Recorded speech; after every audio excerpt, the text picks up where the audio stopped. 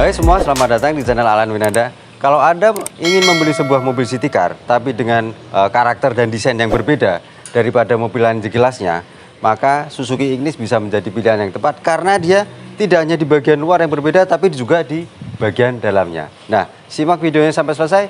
Suzuki Ignis tipe GX tahun 2017.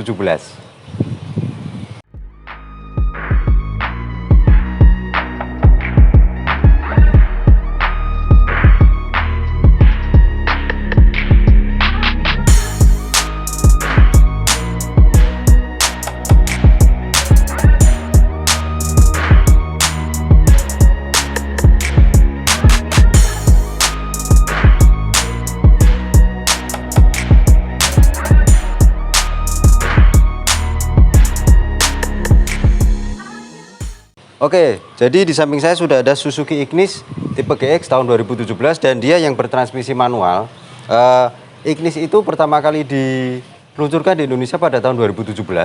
Waktu itu ada dua tipe, yang paling bawah itu GL dan tipe yang atasnya adalah GX. Seperti yang ada di samping saya itu tipe GX. Kemudian sekitar akhir 2017 atau awal 2018 ada lagi satu tipe SE yang basisnya dari tipe GL tapi diberikan tambahan-tambahan seperti variasi dan lain-lainnya. Jadi tipe SE ada di tengah-tengah, bawah GX, tengah SE, bawah GL, tengah SE, baru yang di atasnya GX. Nah, dia ada satu kali faceliftnya di tahun 2020. Nah, faceliftnya juga berubah depan dan belakang. Kemudian yang sejak versi facelift itu tipe SE sudah tidak ada lagi.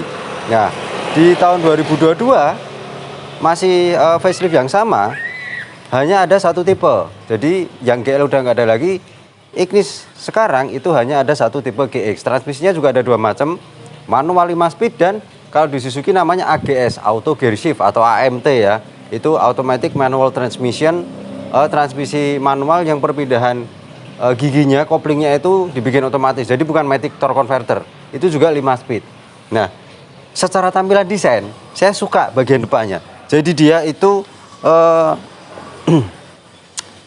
kesannya itu retro, tapi modern, dikemas dalam di desain kekinian ya, yang modern. Kalau kita lihat dari kap mesinnya itu polos, nggak ada tarikan garis bodi atau kontur lekukan, nggak ada, benar-benar polos. Turun ke bawah ke grill dan lampunya. Kemudian grillnya itu kalau yang sebelum facelift seperti ini, ada kotak-kotaknya kecil-kecil, ada logo Suzuki dan ada garisnya di kanan dan kiri. Kalau yang facelift itu kotak-kotak ada 4 dan dengan aksen chrome. Lampunya itu tidak hanya LED biasa atau proyektor halogen, tapi dia sudah LED dan juga proyektor. Kemudian lampu kecilnya itu melingkar jadi DRL-nya juga. Dan lampu senya memang masih halogen biasa. Fog lampnya sudah pasti ada, tapi juga masih halogen biasa. Kemudian di bawahnya juga ada kesan seperti di grillnya, kotak-kotak kecil-kecil di housing fog lampnya. Saya suka desain depannya, itu kecil, kompak, praktis, tapi unik. Jadi kelihatan lebih keren daripada kompetitornya yang lain.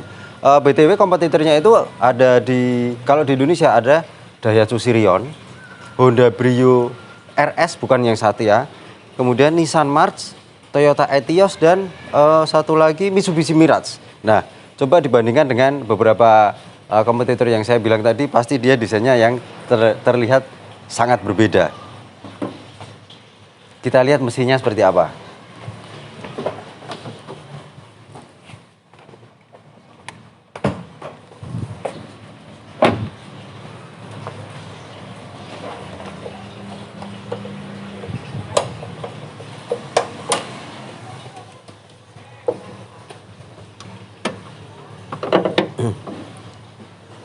Nah, kap mesinnya sendiri juga sangat tebal ya, plat bodinya juga tebal karena dia CBU dari India atau dari Maruti Suzuki India.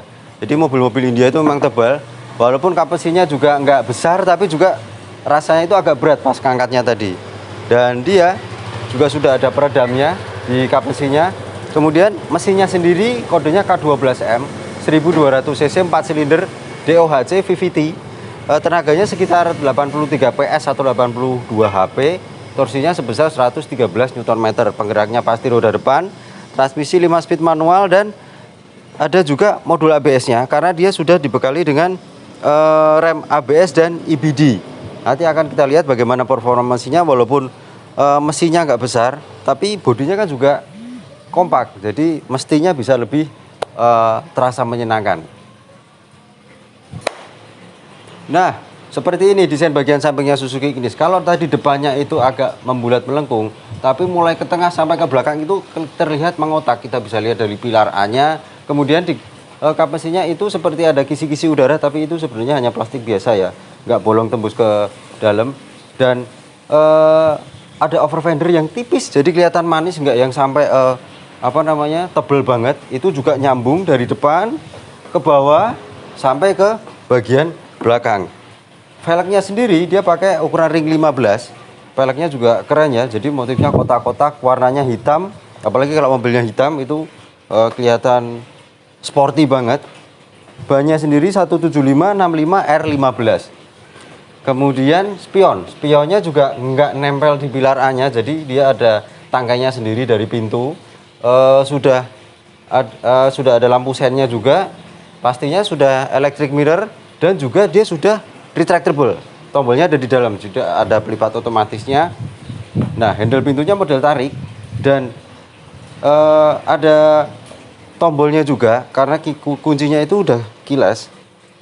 Nah, seperti ini kuncinya, itu udah keyless sama kayak mobil-mobil Suzuki yang lain juga ya. Itu ada tombol untuk buka dan ngeloknya, itu posisi mobil kebuka.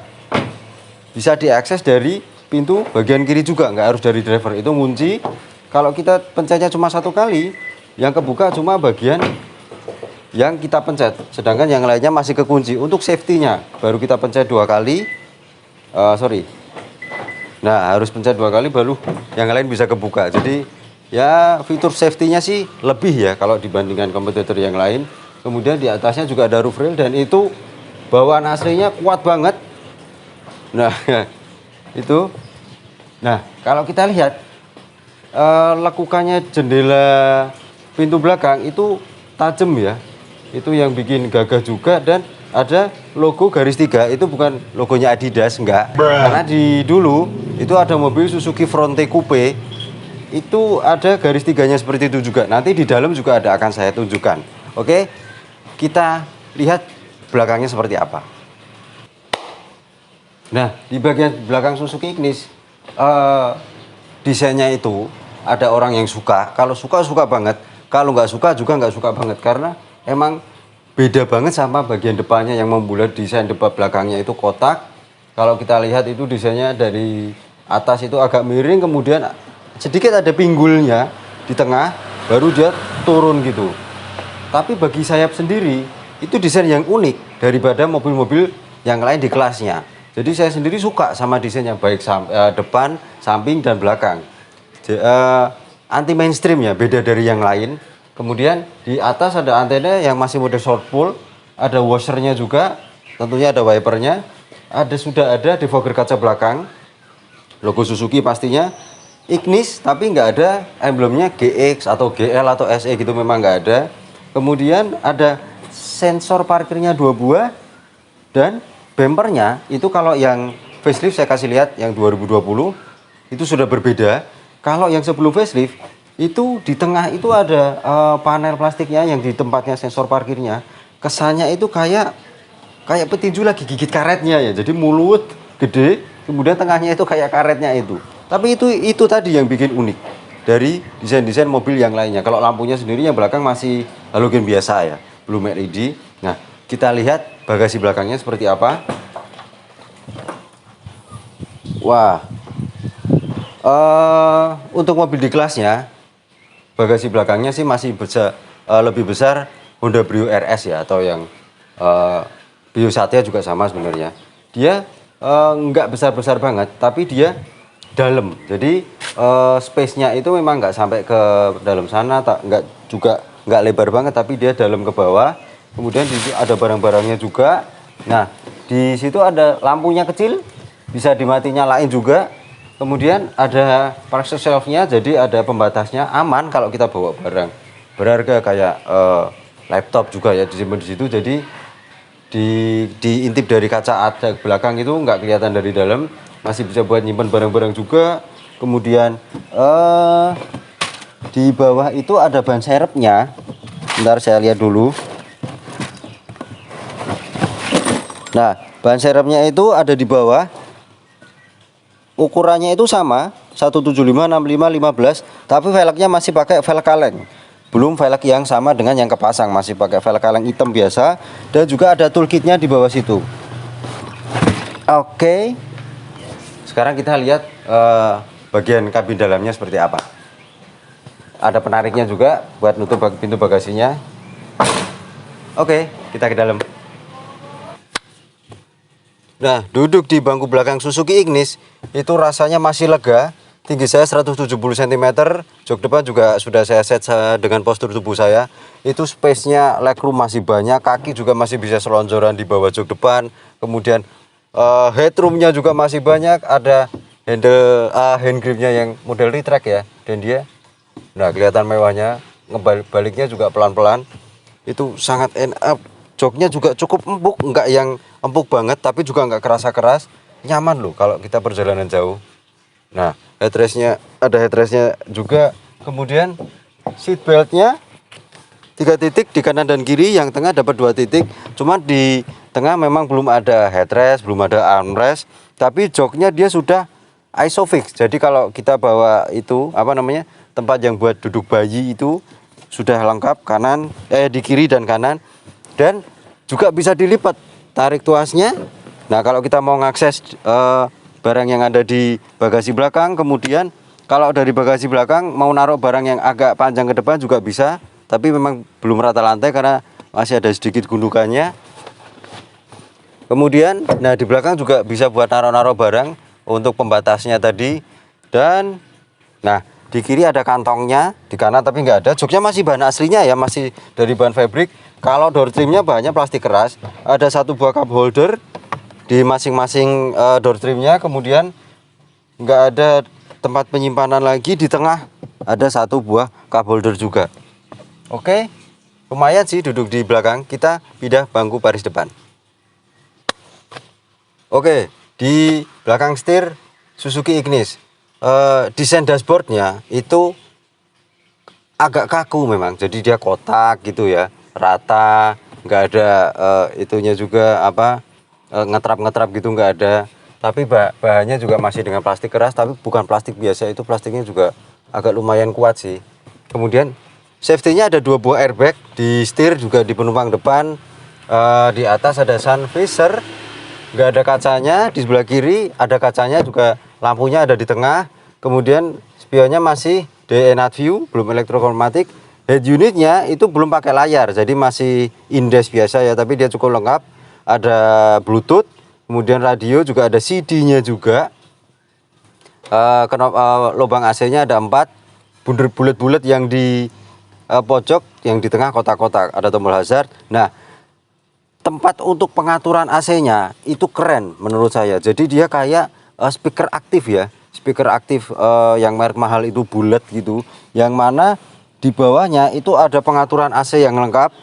Ada open close air, ada off, auto, front defogger, kemudian rear defogger. Arah semburan AC-nya bisa ke kaki sama kaki sama ke muka juga. Tapi di atasnya itu untuk pengaturan, nah itu bisa dipencet untuk pengaturan suhunya dan kenceng atau pelan speed fan-nya. Saya suka desainnya itu. Kemudian materialnya juga cukup solid. Nah, di bawahnya ada soket lighter 12 volt. Di kirinya, nah itu ada USB dan aux.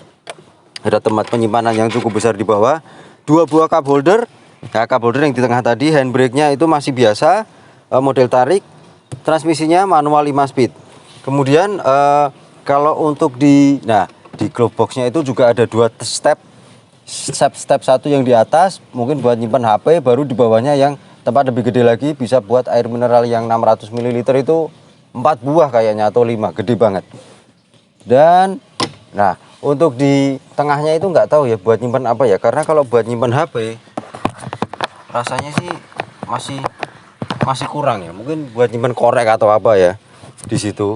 Nah, kalau untuk di setirnya sendiri, oke, bahan setirnya empuk, cukup empuk. Setirnya bisa disetting tilt tapi belum bisa teleskopik.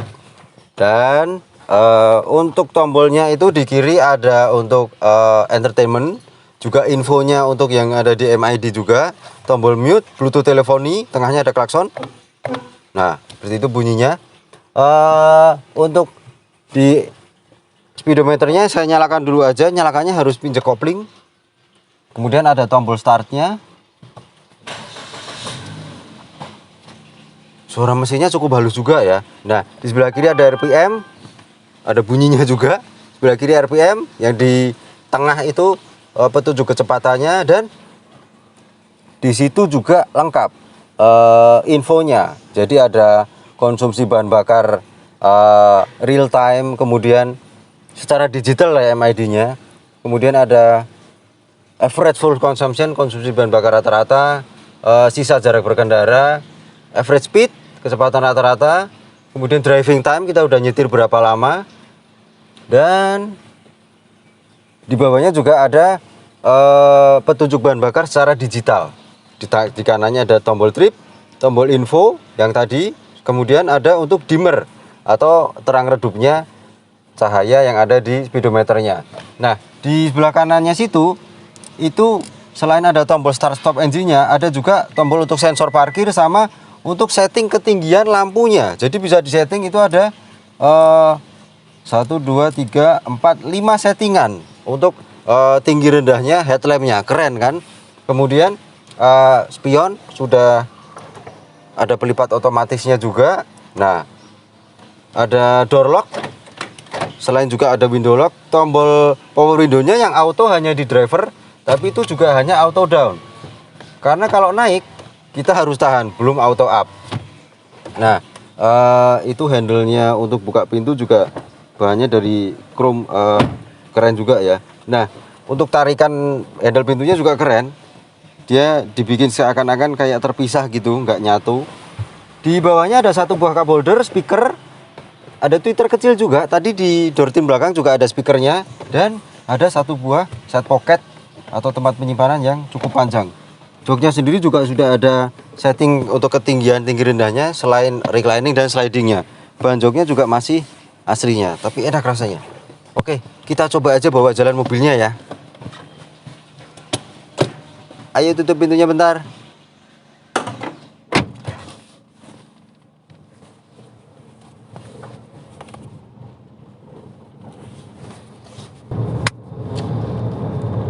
Ya, mengendarai Suzuki Ignis yang transmisi manual ya. Yang pertama dirasakan itu posisi mengemudinya cukup ergonomis. Jadi walaupun setirnya belum bisa teleskopik, tapi tangan saya itu rasanya sama kaki hampir pas. Nggak yang sampai ergonomis banget sih memang. Tapi joknya juga sudah ada pengatur ketinggiannya, jadi lebih bisa fleksibel. Kemudian setirnya digenggam juga enak. Pandangan kita ke depan itu sangat jelas kacanya. Samping ke belakang juga, walaupun kacanya nggak kurang besar ya kalau dilihat dari luar, tapi kita lihat dari spion tengah juga sangat jelas. Kemudian side supportnya dari joknya itu enak banget, jadi nyangga badan kita dengan baik kalau kita pas lagi nikung kenceng gitu ya. Kemudian untuk bantingan suspensinya sendiri sedikit agak keras, walaupun nggak yang sampai ngerasa keras banget bikin kita nggak nyaman, nggak. Itu juga karena kalau dibandingkan Brio Satya masih lebih empuk Brio Satya ya. Tapi dia juga nah kalau kita lewat speed bump agak sedikit kerasa keras. Nah, saya lagi lewat jalan beton di situ juga kerasnya sedikit terasa. Tapi itu karena mengimbangi ground clearance-nya itu kan tinggi untuk mobil di kelasnya city car. Ground clearance-nya sampai 180 mm. Jadi dia biar mobilnya itu juga handlingnya masih bisa baik. Walaupun juga nggak sampai baik-baik banget ya, karena respon setirnya sendiri juga kurang direct. Kemudian feedbacknya setir juga agak kurang, sama kayak mobil-mobil Suzuki yang lain. Setirnya itu kerasanya agak sedikit hambar ya. Kalau kita belok-belokin gitu mobilnya agak telat beloknya, nggak yang langsung nurut gitu. Tapi nggak masalah karena apa namanya, untuk handlingnya sendiri cukup baik.